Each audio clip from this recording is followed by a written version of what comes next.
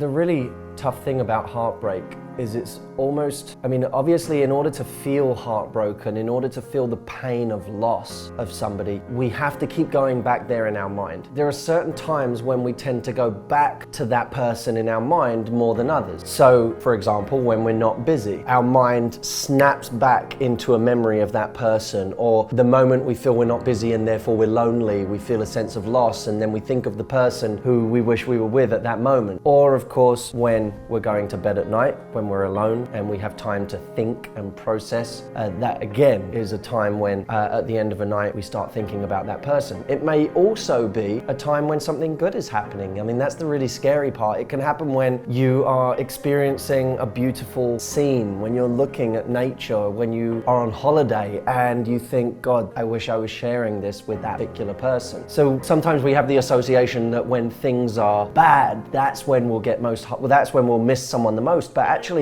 we often miss someone the most when things are good, when we're experiencing something that we know they would love, or we know we would love to share with them. Then I look at this, because you know me, I'm a strategist. I always like to think, well, what's the cure for certain problems? How do we get past these types of pain? How do we quickly move to a stronger place in our lives? And it occurred to me that the key isn't just distraction. Many people go straight for distraction activities. When someone breaks up with them, they go straight to, how can I distract myself? What can I do? How many activities can I fill my day with? How many friends can I invite over every single night so that I don't get lonely and I don't even have time to think about this person? But if you've ever been heartbroken, you know that you can try and fill your day from morning till night with activities and people, but the moment you have time to think again, your brain will snap straight back to that person, that negative thought, that memory that makes your heart ache. You'll go straight back there. So distraction alone isn't a recipe or a remedy for curing that heartache. The thing that has helped me the most is making progress on a particular project or a piece of work, a life goal or a cause that I'm interested in promoting. I want to make that distinction between distraction and progress. Distraction is a short-term solution to heartbreak. We drink, we eat, we may sleep with other people thinking that that will help distract us from the person that we really care about. We go out a lot, we spend as much time with friends as possible, we lose ourselves in our work for as long as possible. But these things don't always represent progress. If they only represent distraction, then there'll be a momentary relief from this person, but they won't be a long-term solution to moving on from this person. Progress, on the other hand, actually moves you past it. I want to encourage you, if you're heartbroken right now, I want to encourage you to